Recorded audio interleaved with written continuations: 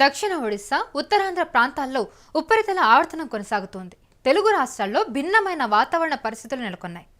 ఒకవైపు వర్షాలు కురుస్తూనే ఉన్నా ఉక్కపోత, వేడి తీవ్రత ఎక్కువగా ఉంది. ఆంధ్రప్రదేశ్లో పలు జిల్లాలకు వాతావరణ శాఖ భారీ వర్ష సూచన చేసింది. ఇక తెలంగాణలో వచ్చే 3 గంటలు భారీ వర్షం కురుస్తుందని వాతావరణ శాఖ వెల్లడించింది. మరో 4 రోజుల పాటు 2 రాష్ట్రాల్లోని పలు జిల్లాల్లో విస్తారంగా వర్షాలు కురవనున్నాయి.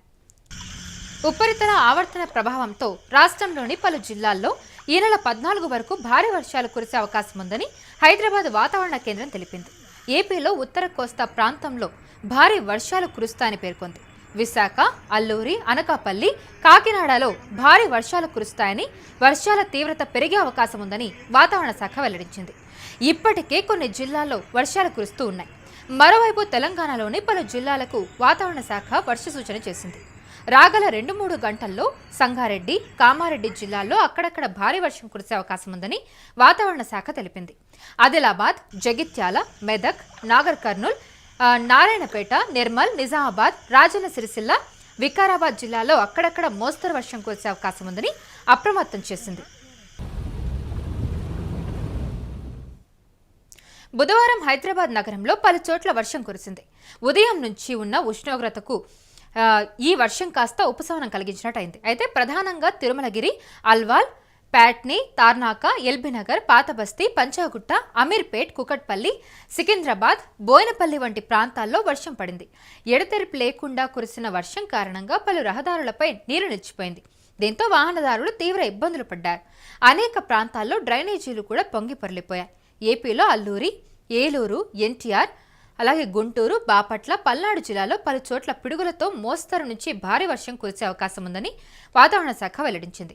అయితే విజయనగరం, విశాఖ, అనకాపల్లి, కాకినాడ, కోనసీమ, తూర్పుగోదావరి, పశ్చిమ గోదావరి, కృష్ణా, ప్రకాశం, నెల్లూరు, కర్నూలు, నంద్యాల, చిత్తూరు, తిరుపతి జిల్లాలో కొన్ని చోట్ల తేలికపాటి నుంచి మోస్తరు వర్షాలు కురిసే అవకాశం ఉందని ఏపీ విపత్తుల నిర్వహణ సంస్థ పేర్కొంది.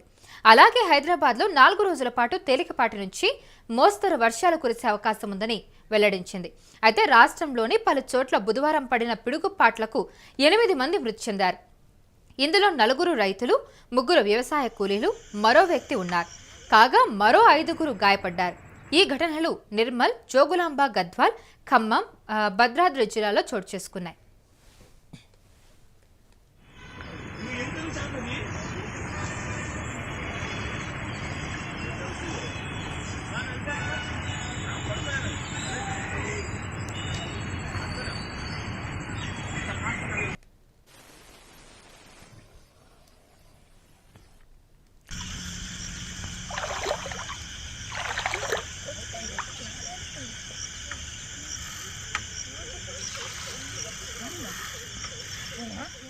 ఇప్పుడు తెలుగు రాష్ట్రాల్లో వర్షాలు ముంచెత్తుతున్నాయని చెప్పొచ్చు. పలు జిల్లాల్లో భారీ వర్షాలు కురిసే అవకాశం ఉందని వాతావరణ శాఖ కూడా హెచ్చరించడం జరిగింది. అయితే లోతట్టు ప్రాంతాలన్నీ కూడా ఈ వర్షాల కారణంగా జలమయమైపోయింది.